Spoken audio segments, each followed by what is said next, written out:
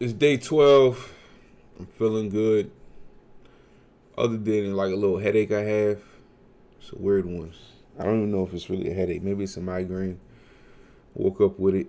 But yeah, other than that I feel good, you know what I'm saying? Still on just water. I take my 2 tablespoons of apple cider vinegar mixed in water every morning. It's pretty much for the stomach, you know. And then yeah, I just drink water throughout the day as I feel it. I still haven't measured or done any sort of measurements, you know. I just take it as I feel it. I try not to drink when I know I'm getting near bedtime. But other than that, I just drink as I feel it. I don't pre-drink. You know, I make sure I got some water in my car, water in my house. Water pretty much always on me, with me. You know, I'm not doing any sort of physical activities or exercises, you know, other than walking from one door to another, you know. So I'm not really worried. Um, you know, in the beginning of this week, I didn't know if I would make it to this weekend in the fasted state. Like, I was just like, man, 5 days. I don't know. Like, it's so boring. I don't know. But I mean, before you know it, it was Friday. You know, I just kind of got lost in work. And yeah, before I know it was Friday. So that's a good thing, you know. But I'm still taking it one day at a time. You know, there's no guarantees. And, you know, I just feel blessed for every day that I can continue fasting, man. You know, before I know it, I'll be back to where I was in May at least. You know what I'm saying? So that's just what I'm praying to get to. You know what I'm saying? I'm very prayerful in year 4. I'm very prayerful in year 4 because I'm telling you, when you've done it this long, you don't get discouraged or anything, but you get unmotivated. You know, it's like there's a point in time. Was it last month? Yeah, maybe last month. I became unmotivated. Like, it's not that I didn't want to lose weight, but I was kind of like just no words. You know what I'm saying? And that's why I decided to approach all this with silence. Like, I'm talking to you in these videos and stuff like that, but other than that, I don't talk about fasting. I don't talk about my weight. I don't talk about the journey. I'm just silent. I'm just in my thoughts in my head. Also trying to be out of my thoughts, out of my head. You know? So, you know, it's a mental thing to give up addictions. You know, it's a very mental thing. It's a very mental thing to even just think about, dang, I'm going to live life without my addictions, you know, without my pleasures, without my rewards. Because that's what it is. It's rewards, you know. I have to find new rewards that I'm not addicted to, you know. So it's just a very different mentality I have now, you know. Um, just trying to figure out what to do next and what to do. And usually I would think about how I'm gonna eat when I stop fasting. Now I'm thinking like, should I say how I'm not gonna eat when I stop fasting? Something like that. But it's more so like I don't even think about food anymore at all because I think that when I be stop fasting, I'm gonna I'm gonna try and buy food in advance because I don't want to be like every meal go to the grocery store, every day go to the grocery store because I think that leads to me making bad and poor choices. I kind of want to have everything planned out, um, and I could easily stick to that. You know, I used to have these little bento boxes where I do my meal prep in. I trash them because uh, maybe I overheated them in the microwave or something, but they were warping. Anytime plastic is warping, I kind of get afraid to use it. But I'm gonna buy some glass, some more glass Pyrex sort of things, and yeah, you know, I think I'm gonna start off with meal prep. I think my only thing against meal prep is that I hate that I have to do it. You understand? I just hate that I have to do it. I feel like if I'm doing meal prep, yeah, I have to. I'm always honest. I feel like if I'm doing meal prep, I'm saying I have an issue. I have an issue. I don't know how to eat, and this is the only way I can prevent myself from overeating. But that's the truth. That's the truth. That's the truth, you know? Because if I go to the grocery store and I buy a bunch of meat and a bunch of vegetables, I'm going to be so tempted to eat until I feel that feeling where I can't eat anymore, you know? Even if it doesn't happen on day one or day two, it's going to happen. It's happened time and time again for the past 3-4 years. So I already know who I'm dealing with. I'm dealing with myself, you know what I'm saying? I already know who I am. So I feel like if I do meal prep, let's say I have 3 bento boxes with meals, the same meal, right? Maybe chicken, spinach, cauliflower, whatever. And it's in there. Okay, breakfast time, I take one, I eat it. Lunchtime, I take one, I eat it. Dinner time, I take one, I eat it. Now, if I catch myself taking 2, I'm really going to sit there and say, okay, you're opening up another one, you're putting it in the microwave or oven. What's going on here? Is it that you're hungry? I know you're not hungry. It's almost impossible to eat that box and still be hungry. So what is it? It's cravings. It's all those things. It's like sit down for an hour, see if that hunger goes away, sort of thing. You know what I mean? It's more mental. When I used to do meal prep, only time I remember overeating was if I was to take 2 containers with me to work, like one for lunch, one for dinner, because I was going to be working late. Sometimes I might have both for lunch because I'm like, I don't have time for the dinner one. But it's not like I would go. Yeah, I think sometimes I would go home and have another one. So that's like the only thing I just have to watch myself on. But you know, I think meal prep is in the future. I want to start off with it because I feel like if I start off with it, it's the only thing I'll know, right? Coming off this fast is I'm gonna be completely reset. So whatever I start doing, that's like learning new habits. So meal prep, certainly, I have to at least try it. And then, you know, this is a weird thing I've been thinking about. Approaching my weight, my obesity, from the standpoint of I got here because of food addiction, I began to look at food that I restricted and food that I haven't restricted. And I begin to realize maybe carbs in itself is not the enemy. You know, rather maybe I just have an issue with processed foods, which usually contain a lot of carbs, right? So if I look at carbs as an enemy, I won't eat rice, you know, I won't eat beans, I won't eat those sort of things. But if I just look at this from another perspective of food addiction, it's like I eat rice with no salt, I eat beans with no salt, I'll be eating things that are good for me, and I will see and I will test how I react to it metabolic wise, insulin wise, you know, insulin resistance wise, you know, and I'll be testing out these theories of metabolic syndrome and insulin resistance. You know, I'll be testing them out for my body because that's 2 of the theories is that one of the causes of obesity is metabolic syndrome.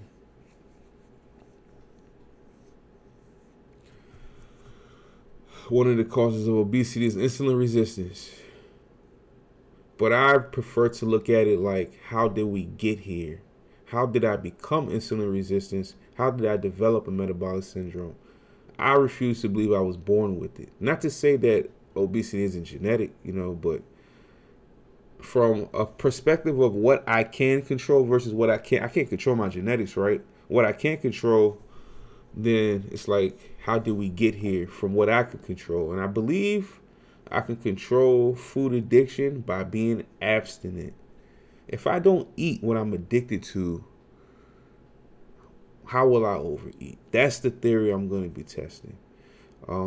There will be challenges because, you know, your boy has became a traveler, man. Like, I've become a traveler, you know. And, you know, I'm always thinking, like, I know I'm going to travel. I know when I travel, I won't be able to do meal prep and stuff like that. But it doesn't mean if I don't do meal prep, I now have an excuse to overeat. You feel me? So I know what I'll do for the most part. Mostly what I'll do is I'll take my time looking through a menu and order something, which is pretty much meat and vegetables, you know? I know that meat and vegetables, they'll put their additives at that restaurant so to make it taste better and what have you. But for the most part, if I eat boring meat, boring vegetables, I should be fine. Now, will I be tempted to have like a ribeye steak or some lamb? Not to say lamb is bad, or just some very fatty foods that I could possibly overeat. I know I'll be tempted to. I know I'll be tempted to, and I know I might. Then it'll just be a matter of not eating the whole thing or not ordering too much. But my whole fear with all that is that even if I don't eat the whole thing or have too much, it'll be on my mind. The cravings. I want it again. So it's going to be a challenge. But at least now I know what my challenge actually is. When I began approaching weight loss, I didn't even really know what the issue was, When I started reading books like The Obesity Code and Fasting Life in the Fasting Lane, and the story about that woman who had patients that she fasted to death, and I started reading all these books about weight, right? I didn't really know what my problem was, but I began to test theories,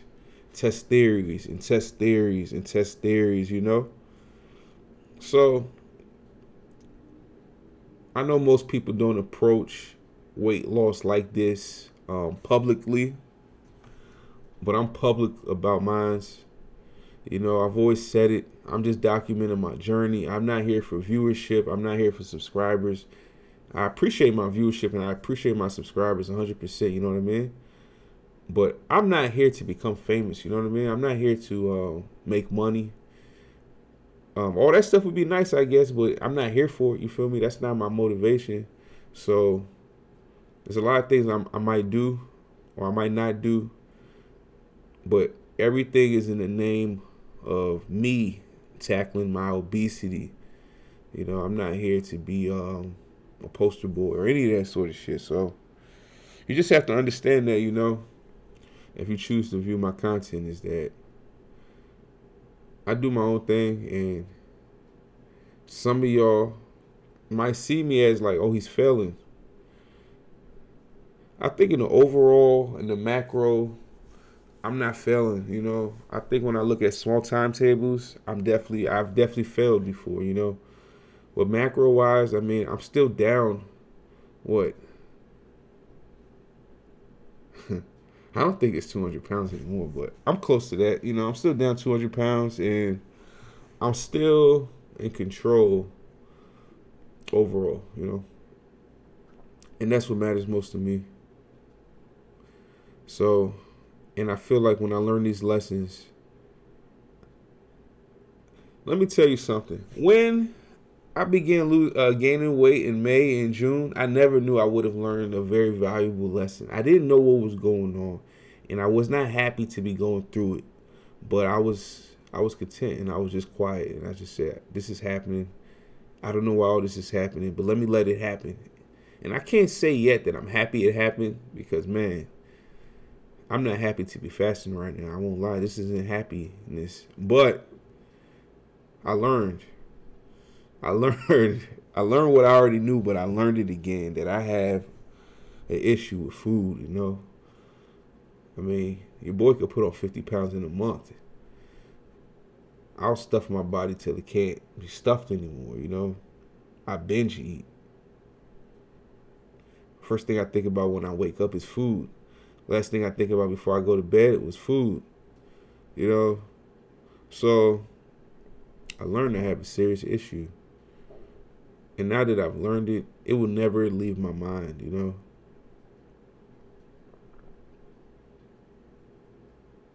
Not everyone who's obese has food addiction. Not everyone who isn't obese doesn't have food addiction. That's something I learned. You know what food addiction really is? It's where you chase your next meal a few times a week. At least a few times a week. Where you chase that next meal. That means you're addicted. your cravings have a hold on you, you know? Why do I have to clear my whole plate of food? Why do I have to eat that whole plate? Why, after I eat one pint of ice cream, I'm still thinking about the next pint? Even as I'm eating it, I'm thinking about, do I have another pint handy? And then I even think sometimes, is one pint extra going to even be enough?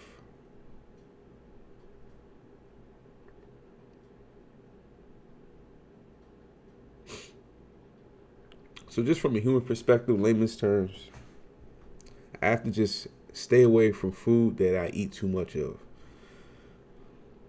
I have to. If I want to keep my weight off, I have to. That's what's best for me. And at some point, I'll get used to it. At some point, I'll get used to not eating ice cream, not eating fried chicken, not eating chips, chocolate,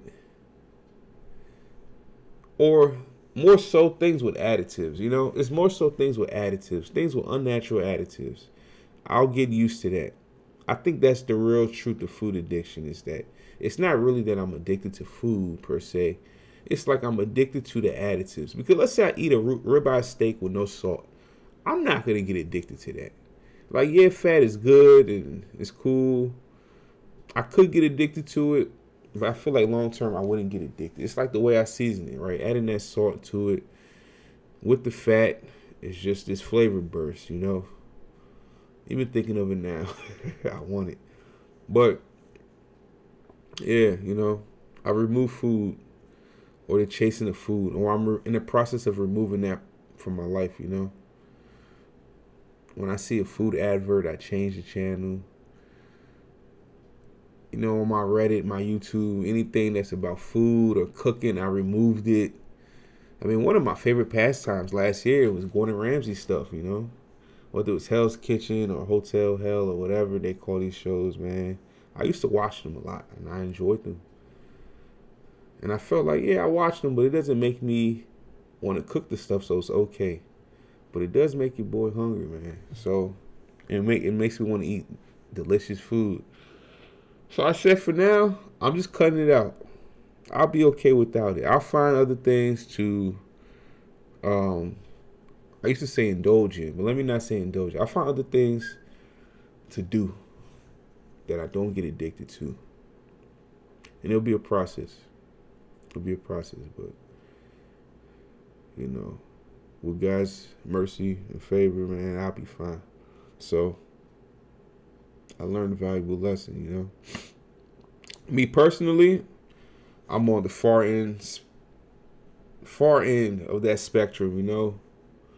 I'm a food addict. There's some people, they can be obese, morbidly obese, they're not food addicts. You know. Me, definitely a food addict. I used to call it a foodie. Nah. I don't think I was ever a foodie. Just a food addict.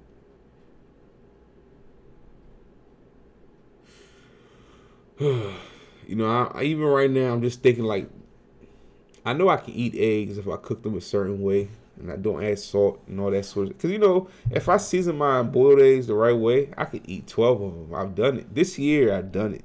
Was that last month? Maybe in May. 12 eggs. I ate them. Boop, boop, boop, boop. And you know what's crazy? After I ate them, I wasn't still hungry, but I wasn't a fool. I was like, wow, that's interesting. In my head, I was like, I'm doing something that's good for my body. My body needs that. It doesn't need 12 in one day. Maybe one a day for 12 days. But, you know, the lies we tell ourselves as a junkie, it's crazy. I remember the lies I told myself as a smoker. I remember the lies I told myself as an alkie. And man, the lies I've told myself as a foodie, it's never ending. You feel me? But we in control now. I'm in control. I'm on day 12. Day 12 is all right. It's cool. It's chill. We're going to get through this weekend in the name of God. And we're going to keep pushing, yo. It's your boy, the American African. I'll catch y'all day 12, 13 or whatever. Peace.